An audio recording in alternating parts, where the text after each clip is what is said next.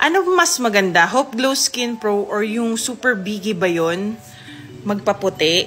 Actually, hindi kita masagot kasi hindi ko pa na-try yung Biggie na yun. Pero ang dami ring mga feedback na ang ganda nga rin daw sa skin, ano?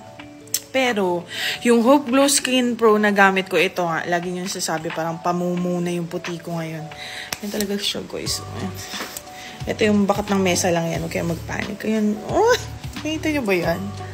Ayan, ganyan yung ano yan. Tapos parang may parosi, kineme pa siya. Umaga gabi, Hope Glow Skin Pro. Ayan lang lalaklak ko.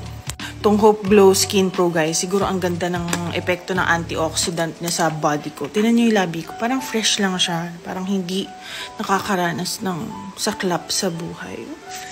Hindi ko alam kung yung glutathione niya yung maganda or dahil meron tong tulong sa gut health eh. Yun yung dahilan ko bakit tinry ko to eh. May gut health, goodness kineme yung